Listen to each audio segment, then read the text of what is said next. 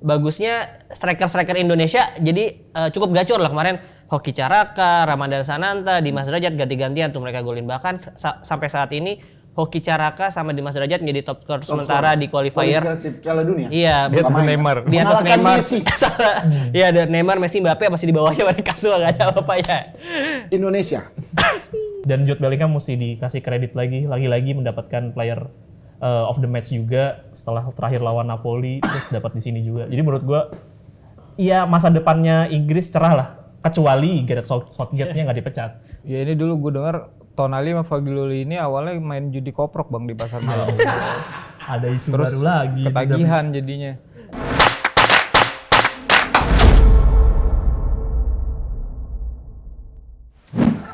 Buongiorno tifosi, welcome to Pinball tentunya bersama dengan Bang Botak di sini di Pinball kita akan membahas tentang opini-opini tentang football. Persepak bolaan dunia khususnya Serie A dan ada juga kita akan bahas ya sedikit-sedikit tentang lokal ya kan, lokal pride. Lokal pride. Ya, saya kembali ke singgasana ini karena kemarin sudah disabotase ya. Kemarin yang duduk di sini Reza Rahardian. Masih. Ya, sekarang dengan pundit-pundit narasumber yang seperti biasa. Langsung saja ada Brother Aldi. Halo guys. Aldi. Yang tidak asing dan tidak bukan ada Bara. Masih belum. Halo. Iya, baru selanjutnya ada nih, Kopi Call Lucky Day. Jangan gua sponsor, ngiklan ya. belum masuk. Jangan disebutin. Ya kan? Siapa namanya? Makan Konate sebenarnya kalau di belakang. Konate. Lu Rangga. Lu enak-enak aja lu ganti namanya mau makan Konate Konate. ya kan? Kenapa nggak makan Konate. lembu sekalian ya? Lihat aja di samping lu tuh ya, udah pakai jepitan warna hijau pula. Tapi inilah ya, memang generasi muda sekarang guys ya. Ini kalau jadwal syuting mereka suka telat nih datangnya. Ini contohnya si Rangga Mohon ini dia ya. maaf.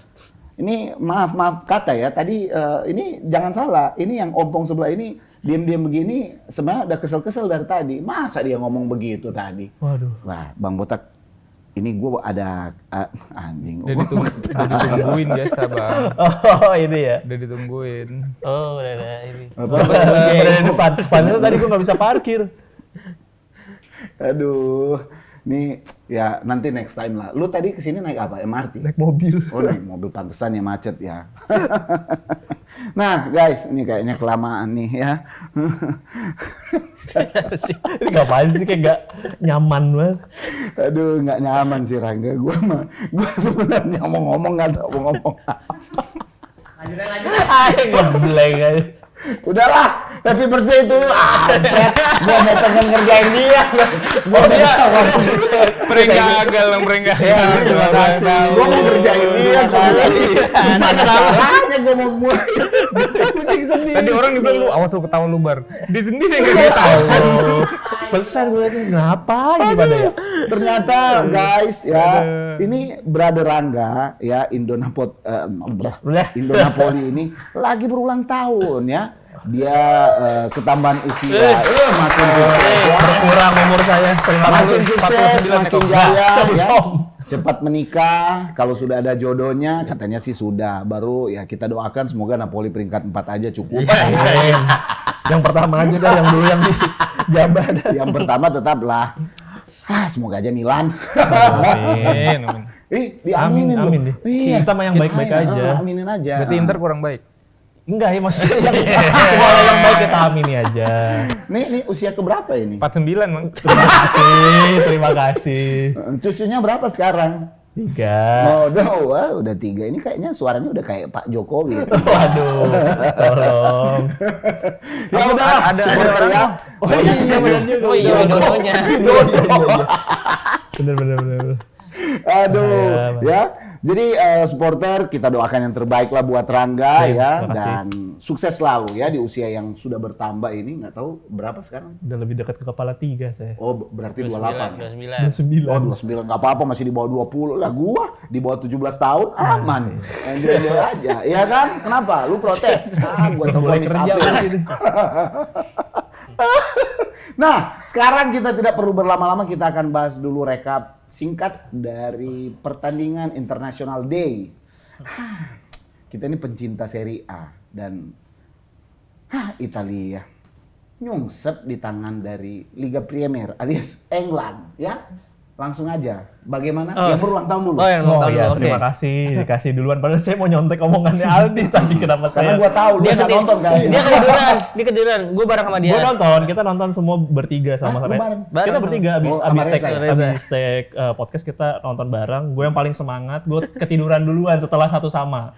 Jadi emang kayaknya gue udah hopeless pas udah Pas 1-0. 1-1 ya? Enggak, sebenarnya pas 1-0 pun juga mainnya udah nggak semenarik itu. Jadi gol pertama juga kayak gol kaget juga. Maksudnya Inggris masih belum bisa reform secara permainan, masih agak kikuk lah ya. Terus kebobolan satu, justru karena kebobolan satunya itu dia jadi bisa regroup lebih cepat. Dan setelah itu problemnya Italinya yang malah keteteran. Bisa kebuktian bahwa di lini belakang banyaknya kartu kuning, berarti kan defense lines-nya juga banyak keteteran juga. Memang permainannya cepat banget Inggris yang harus gue akui di pertandingan kali ini. Yang gue nggak nyangka juga bakal bisa 3-1 sih. Gue kira bakal mungkin margin golnya mungkin cuma 2-1, 1-0. Ternyata cukup bermain lebih impresif ke depan sih. Dan Jude Bellingham mesti dikasih kredit lagi-lagi mendapatkan player of the match juga setelah terakhir lawan Napoli, terus dapat di sini juga. Jadi menurut gue, iya masa depannya Inggris cerah lah. Kecuali Gareth Southgate-nya nggak dipecat. Iya. Itu bisa jadi problem juga sih menurut gue. Itu sih. Dari Aldi. Kalau gue ya kebetulan gue nonton full match ya. Kalau misalnya di episode sebelumnya kan gue udah bahas juga Inggris ini emang tim yang sangat gacor lah di kualifikasi. Iya. Sedangkan Italia kebalikannya, Italia sering gak lolos di Piala Dunia bahkan back to back 2 kali kan. Tapi Italia ketika di turnamennya Turnamen besar. dia ya fokus gitu, lebih bagus lah mainnya daripada di kualifikasi. Dan terbukti kemarin gua kira cuma seri tapi ternyata kalah nih dan walaupun Inggris cetak 3 gol, menurut gue Inggris nggak bermain bagus-bagus amat. Iya. Karena ya lagi-lagi Southgate juga menurut gue belum bisa memberi arahan yang baik lah untuk pemain-pemain timnas Inggris yang rata-rata emang punya skill individual yang bagus-bagus, terutama Bellingham tadi kan. Gol pertama aja dari kerjasama Bellingham dan Harry Kane, akhirnya si Di Lorenzo harus menekel pelanggaran di kotak penalti. Dan gol keduanya juga dari serangan balik Marcus Rashford. Gol ketiganya juga dari kesalahan back Italia kan, dari kesalahan Bastoni dan Scalvini. Dan menurut gua ya hasilnya bukan menggambarkan permainan Inggris dan Italia yang maksudnya bukan Italia jadi lebih buruk daripada Inggris menurut gua sih. Ya itulah kalau dari gua. Dari Widodo. Iya. Kemarin sih ini udah gue Udah kayak prediksi anak sih bang. TK yang lagi mau senam apa pakai celana begitu. Guru SKJ bang. Prepare semua.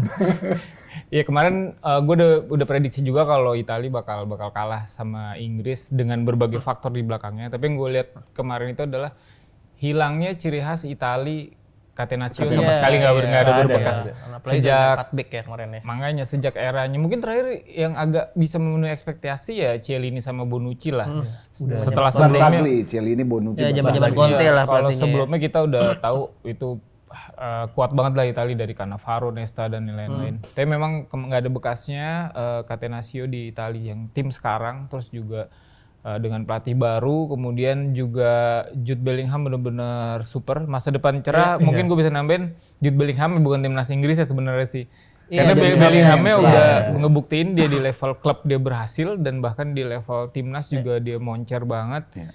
Tapi kalau untuk kualifikasi Euronya sih Italia masih berpeluang lolos banget sih kalau gue Iya bilang. masih. Karena sekarang kan posisinya posisi 3 tapi si Ukraina yang di atas itu udah main 7 kali. Iya, betul. Sedangkan Italia Italia baru 6 6. kali. Jadi setengahnya butuh 4 poin lah. Jadi mungkin satu Italia masih ada 2 tabungan. iya pertandingan. lawan North Makedonia sama lawan Ukraina di pertandingan terakhir. Yang lawan penting cuma Ukraina, satu aja. sorry bang, lawan Ukraina Terakhir. itu mainnya di tempat netral, di Iya. Leverkusen. Oh soalnya ini ya. Karena Iya, masih karena perang, konflik itu mereka bisa sama Rusia. menguntungkan Italia juga. Cuman yang jadi persoalan adalah yang penting Italia tidak tergelincir ketika berhadapan dengan Ukraina.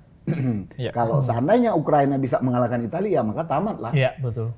Jadi faktornya ini Italia ini boleh dibilang hidup dan mati pertandingannya ketika berhadapan dengan Ukraina. Nah mungkin gue cuma pengen tambahin sedikit bahwa di pertandingan ini memang warna Italia seperti Bara bilang Catenaccio itu udah nggak ada, terus grinta dari pemain-pemainnya juga nggak ada. Kalau kita berbicara level standar secara pemain, mungkin yang gue bilang bahwa di Italia itu yang istimewa itu cuman mungkin Barella, gua akuin Barella, Bastoni semua bagus, cuman memang dia lagi out of form ya ketika itu dan ya seorang kiper Gianluigi Donnarumma lah. Tapi kalau di Inggris ini boleh dibilang hampir 80-90% ini ini pemain yang top tier semua nih. Iya, secara individual iya. Iya, menurut secara gua. individual ya. Cuman memang ya, karena gue juga berpikir kalau dulu kan di bawah tahun 2000 kita ini Italia ini agak sedikit jumawa karena kita menganggap bahwa kita adalah liga terbaik pada Iya, masa itu betul. ya.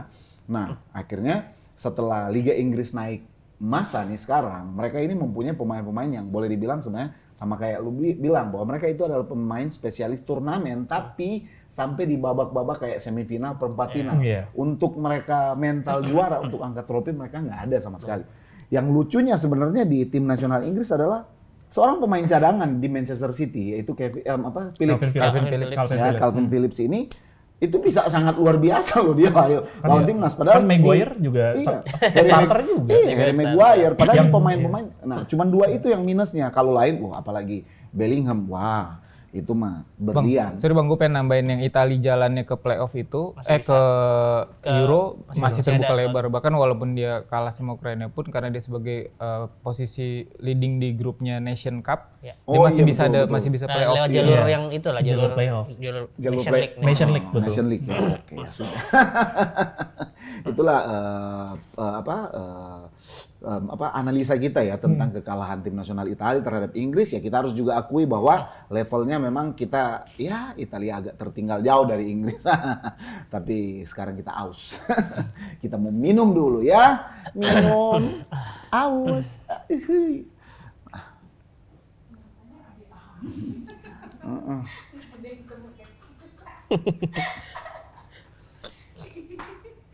Enggak, ini Ini parah banget sih Alvin, Alvin. Sumpah ya. ini nampan apa ini? Buat rapat RT ya.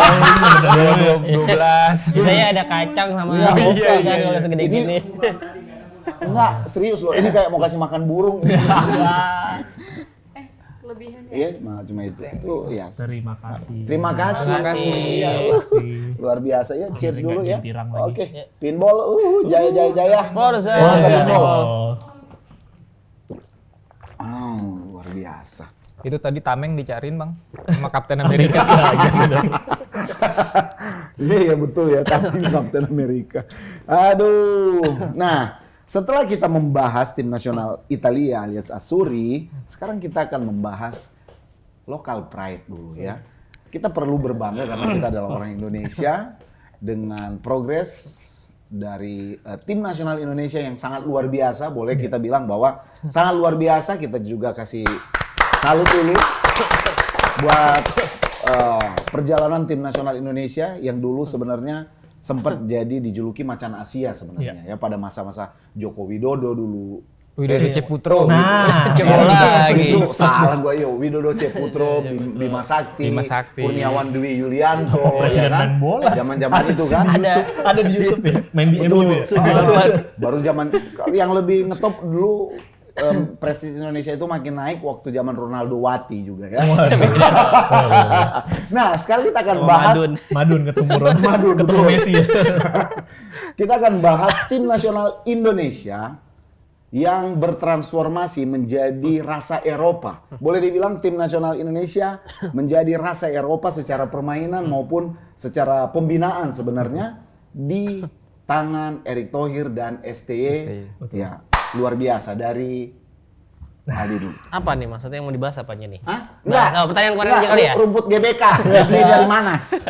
Enggak ya, jadi ya selamat dulu. Jadi Indonesia melanjut ke babak selanjutnya Iya. di World Cup Qualifier ya Akan setelah berhadapan dengan Irak kan? Irak, Irak, dan Vietnam, lagi. sama Filipina ya. Gue Jadi nggak ada takut-takutnya sama Vietnam.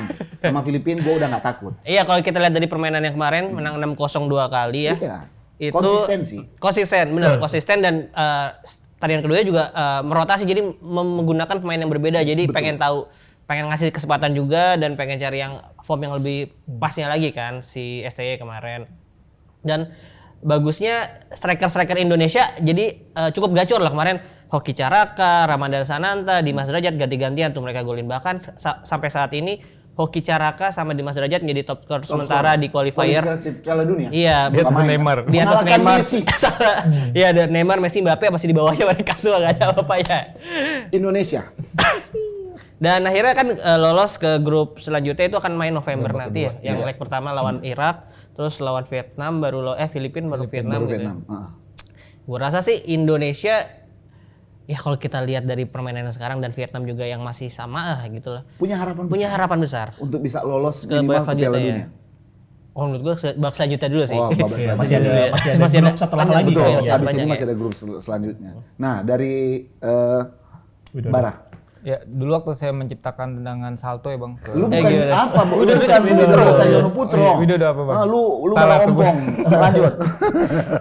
Ya, kemarin kalau lawan Brunei kita tidak usah terlalu senang atau euforia ya karena maksudnya Iya, Brunei. ya Brunei gitu kita tahu. Tapi memang STY tidak pandang remeh, dia tetap full timnya atau tim utamanya di box itu karena itu akan memperkuat chemistry kan karena banyak juga pemain-pemain baru kayak Sandy Walsh juga baru debut kemarin.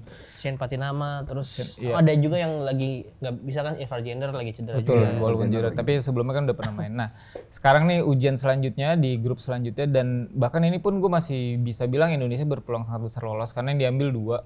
Jadi bahkan nama Irak aja gue masih berani karena kita sudah walaupun media Vietnam itu menyindir kita timnya 11 naturalisasi tapi memang ya ini adalah sebuah proses yang harus dijalan simultan karena kalau kita nggak naturalisasi kapan juga kita bisa berprestasi berbarengan dengan pembinaan yang usia lainnya jadi memang ini harus beriringan dan gue setuju karena toh yang diambil juga pemain yang memang mempunyai darah keturunan bukannya kalau dulu kita mungkin ada Eloko yang memang karena lama berubah di sini ya masa depan Indonesia lumayan cerah paling nggak nanti ujian selanjutnya akan ada di babak ketiga sih Bang setelah yang grup yang lawan Karena Irak. itu lawannya berat-berat banget. Berat-berat itu karena bisa ketemu Jepang, Jepang, Korea, Cina. China. Dan Australia kesempatannya nggak ya? juga Australia. Australia juga udah Iya, masuk AFC kan. udah Udah masuk IC. Australia. Nah, dari Rangga Gue mungkin gak terlalu bahas detail itu lah ya, apalagi lawan Brunei. Ya sudah lah, gue nonton tapi ya mau menang 100-0 pun juga ya nggak terlalu memberikan dampak perbedaan juga ya. Mungkin moral iya. tapi peringkat naik loh. Satu 157 156. Menurut gue gak bisa dijadikan parameter gol kita 12, top skor kita di atas Neymar ya udah gak bisa dijadikan parameter lah. Bagus mainnya tapi ya kelasnya memang jauh. Gue mungkin spesifik bahas satu pemain aja lah masa depannya Indonesia itu di Marcelino Ferdinand dan itu mematahkan argumen di Vietnam bahwa 11 pemain itu isinya naturalisasi. Enggak, Marcelino Ferdinand tuh belum tergantikan sampai saat ini. Udah 2-3 tahun ya main di timnas, masih belum ada role ya mungkin yang mirip Kambuaya. Tapi sangat jauh kualitasnya dan dibuktikan dia main juga bisa main di Eropa secara composure juga ketenangan layaknya pemain yang bermain di timnas puluhan tahun. Layak diberikan kredit dan menurut gue ini salah satu aset yang mesti dijaga karena jangka panjangnya tuh bisa dipakai belasan tahun ke depan gitu dan bisa membibitkan talenta-talenta baru lagi dengan adanya dia dan ya ada Asnawi juga. Mungkin kalau dibilang naturalisasi juga nggak bisa sepenuhnya 100% karena bukan merubah warga negara tapi mengambil darah asli iya, semua. karena kan masih ada darah Indonesianya gitu. Jadi dibilang naturalisasi 100% juga enggak. Tapi ya mesti 50-50 lah. Iya, 50-50 itu masih masuk lah. Tapi yang mesti dijalankan sebenarnya menurut gue jangka panjangnya adalah bagaimana caranya penanganan liga-liga di usia muda gitu supaya bakat-bakat ini tetap terus bermunculan dan tetap masih bisa dibibitkan ke Eropa lagi sih. Betul. Karena kalau ngomongin chance sih menurut gue chance-nya masih cukup besar tapi paling harus ngelihat mentality-nya lawan Vietnam aja sih, bukan masalah kualitas tapi mentality. Itu mentality kita masih perlu diasah lagi lah. Dan di ketika AFC, berhadapan dengan Vietnam ya. Dan Piala Asia juga ya sama, lawannya ya Irak lagi, ya Vietnam lagi. Iya. Ya itu makanya jadi kayak mungkin latih tanding lah sebenarnya di salah betul. satu liganya jadi bisa tahu kekuatan lawan. Dan gue juga pengen nambahin mungkin satu, seperti Rangga bilang bahwa ini berbicara mental. Indonesia ini bukan lebih lemah dari Vietnam sebenarnya. Indonesia ini sejajar dengan Vietnam, boleh dibilang Indonesia ini lebih juga kuat daripada Vietnam. Tapi Indonesia ini selalu kalah mental ketika berhadapan dengan Vietnam. Apalagi Vietnam yang kita tahu mempermainkan pola bermain dengan pola permainan intimidasi menurut gua ya. Games banget. Dia itu main games banget dan mentalnya memang diubeknya minta ampun ya. Kita harus maklum lah Vietnam ini udah keluar masuk lubang untuk berperang. Jadi ketika berhadapan apa? Dan kemarin kan Vietnam uji coba sama tim apa gitu. Oh iya, kartu merah kan itu disikut. Iya, dan itu kan pakai VAR Lawan ya. Korea. Dia pakai VAR. Korea melawan Cina dia 2 kali. Iya, pakai VAR dan kayaknya gua nggak tahu nih besok itu udah pakai VAR atau Pakai VAR gitu. Semoga. Oke gitu. Ya maksudnya dengan permainan kasar-kasarnya Vietnam yang biasanya dilakukan ketika ketemu Indonesia, harusnya kalau dengan ada VAR ya bisa ketahuan lah kan biasanya kan gitu. Dicurangin dulu gitu. Karena memang ya boleh dibilang bahwa di Asia, ASEAN ya, kalau kita bilang itu ASEAN. Iya. Kalau Asia kan kita udah mencakup Iya. Korea dan Cina. Nah ini ASEAN ini sebenarnya 3 tim kuat boleh gue bilang. Filipina gue nggak terlalu hitung, sebenarnya Thailand, Indonesia, Vietnam. Vietnam, betul. Nah kita sama Thailand ini seru nih bertandingnya. Tapi kalau sama Vietnam ini ya pemain Indonesia ini seperti jadi cengeng, jadi sama-sama kayak Milan dan Inter. Milan kalau ketemu Inter udah kayak bocah yang kayak anak TK ini kalau berhadapan. Ini kayak kalah mental. Iya. Ini cuma kalah mental aja. Nah, kalau di Indonesia kayak Rangga bilang bahwa Marcelino Ferdinand ini adalah masa depan yang sangat cerah. Kalau gua menggarisbawahi adalah satu. STY ini kehadirannya ini sangat merubah mentalitas dan pola pikir pemain-pemain tim nasional Indonesia. Karena kita jujur, berapa banyak talenta bagus Indonesia yang terbuang sia-sia karena mental superstarnya yang lebih cepat nongol daripada memperjuangkan kualitas. Kenapa kayak pemain-pemain Thailand, Vietnam, Korea maupun Cina udah bisa naik, bisa berkembang karena mereka apalagi Jepang ya. Jepang ini sangat luar biasa karena apa? Mereka lebih mengutamakan effort kerja keras. Ya, bukan effort selebritisnya. Nah, kalau kita di sini di up media sedikit kita udah nah, itulah. Semoga dengan ini ya kita sebagai warga negara Indonesia sangat bangga dengan pencapaian tim nasional. Kita berdoa juga buat tim nasional semoga ada generasi-generasi yang semakin berkembang dan anak-anak kecil ya usia-usia muda udah mulai mempunyai mimpi bahwa Indonesia bisa masuk Piala Dunia. Amin, amin. Ya. Ya harapannya pasti ya gua sebagai orang Indonesia seenggaknya selama hidup pengen lah nonton Indonesia main di Piala Dunia. entah itu sekali atau ya selanjutnya Ya, lebih sekali bagus. aja nggak masalah kok bagi kita. Jadi ibarat kata kita berlebih sama kayak Ekuador aja. lah. Panama aja udah. Panama Panama udah. udah. Senior ya tapi ya. Iya, yang senior. Kalau 17 bulan depan. Iya, 17 bulan depan ada udah main. jalur Jalur tuan rumah. rumah. Dan ya kalau gua lihat sih sebenarnya prospeknya Indonesia ini bagus lah. Tinggal bagaimana hasil akhirnya ya takdir yang akan menentukan. Nah, setelah kita bahas tim nasional Indonesia yang begitu membanggakan, sekarang kita masuk lagi ke pembahasan yang mungkin di episode kemarin teman-teman juga udah bahas ya. Tapi ini udah semakin panas nih, bola panasnya ini sudah semakin mengalir liar kemana-mana. Yaitu skandal perjudian pemain-pemain Italia. Sandro Tonali yang sudah mengakui, bahkan dia mengakui dia bertaruh di partainya Milan walaupun dia nggak bermain. Dia mengaku dia nggak bermain tapi dia bertaruh di partainya Milan dan kemungkinan dia akan menerima suspensi 1 tahun ya. Baru bisa jadi dia diputus kontrak oleh Newcastle. Baru Fagioli, ada banyak El Sarawi, Federico Jati, Nicola Caselli. Ya udah semuanya aja. Kenapa nggak nama Virgil Colina aja yang sekalian ya? Wasit dong. Sakit kepala nih lama-lama ya. Gue udah bilang bahaya itu judi. Ya, jangan. Nah, ya. Lanjut dari Aldi dulu. Ya menanggapi yang kasus yang kemarin ya ternyata udah ada beberapa pemain yang mengaku dan sudah maksudnya di apa nih? Udah jadi cepu. Iya diinterogasi oleh jaksa-jaksa yang bertugas lah ya. Gue bukan baca sih, gue lihat dari sosial media yang mereka ngutip dari Tuttosport. Contohnya Fagioli udah membeberkan segala macamnya. Dia ngaku kalau dia main judi yang ilegal, terus dia diajak sama Tonali awalnya, dia cepuin Tonali. Terus ya akhirnya maksudnya dia awalnya emang suka main judi yang biasa, terus diajak Tonali yang ilegal karena Nggak Zeus kan? ya mungkin Zeus juga Ini namanya. ilegal lebih gacor kali. Iya ya. Terus Poseidon. awalnya sih awalnya memang tenis ya, terus akhirnya dia merembet-rembet juga ke olahraga, tapi pengakuan dia nggak pernah ngebet di pertandingan Juventus atau Cremonese, itu tim yang dia main di mana dia main. Tapi dia jadi ini apa namanya? Ketagihan, terus akhir sampai punya utang banyak dan $3 juta dia punya. Iya 3 juta segala sampai dia ngutang-ngutang ke Gating, ngutang-ngutang ke Dragusin, nah ke teman-temannya kayak diutangin semua. Pasan ganti gajinya lebih kecil. Iya, makanya. Minjem duit. Iya makanya mungkin di Itali belum ada pinjol. Oh, ya. iya, mungkin. Masih ada judul. Sana nggak ada pinjol, jadi biasa. Iya. Nah, pinjam 100 dulu. Ini Kali gitu. iya, dan yang gue baca dari itu juga segalanya bisa dijadikan taruhan di sana. Iya. Bahkan ya kemarin kita bahas kartu kuning juga bisa jadi taruhan, siapa yang duluan corner, bahkan ada yang menarik lagi misalnya satu main saya Totti masuk dengan kaki apa dulu itu bisa jadi taruhan juga. Dan itu makanya ya gila banget dari Gila sana. banget.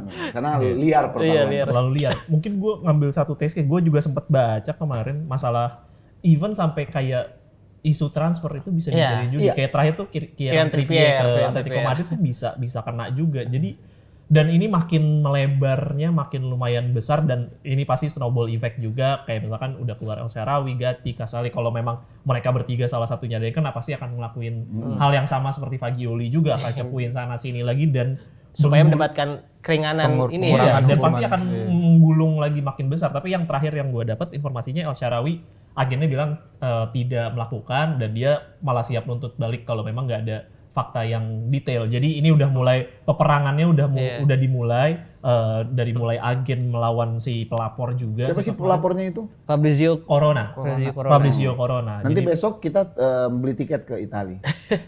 buat Ngapain? Gua tonjok dia. Nah, iya sih.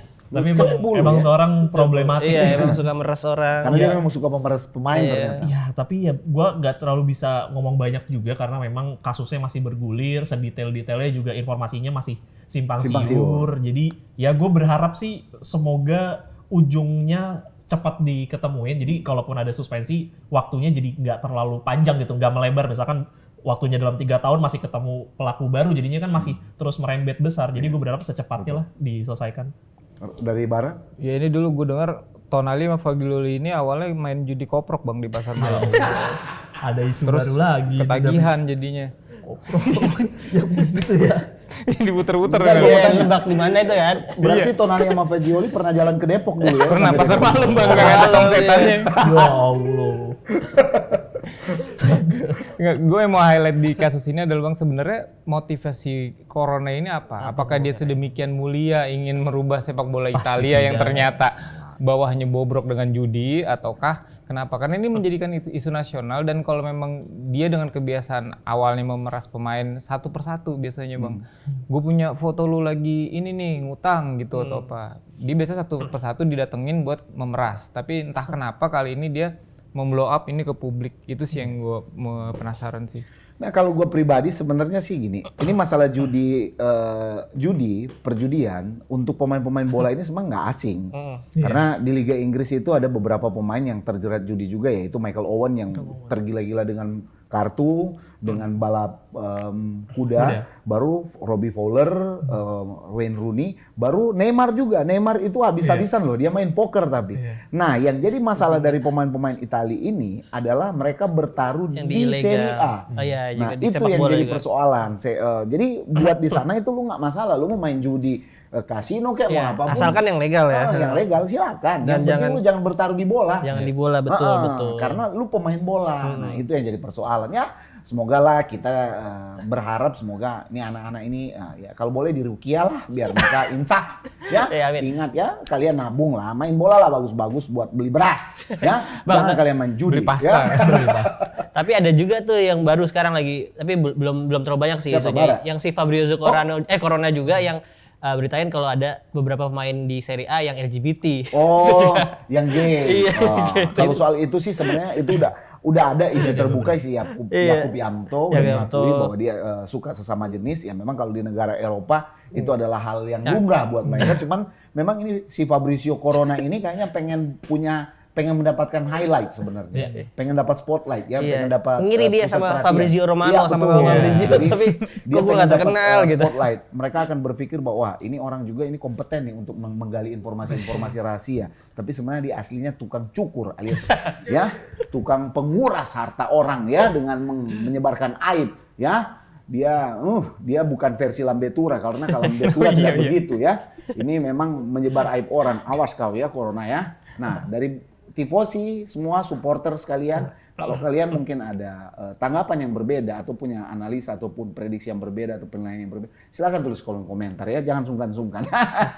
Sekian dulu informasi dari kita untuk episode kali ini ya. Thank you semua tifosi yang sudah nonton ya. Jangan lupa tetap subscribe, nyalain loncengnya, tetap semangat support Pinball ya, biar kita juga semakin bersemangat buat kalian semua ya. Kita tidak akan pernah bosan-bosan untuk hadir dalam mimpi buruk kalian ya, biar informasi-informasi kami ini benar-benar memberikan wawasan buat kalian semua. Makin pinter kalian. Jangan lupa ya, follow akun Instagram dan TikTok daripada pinsport.com karena Alvin Sipirang sudah susah payah menyiapkan konten buat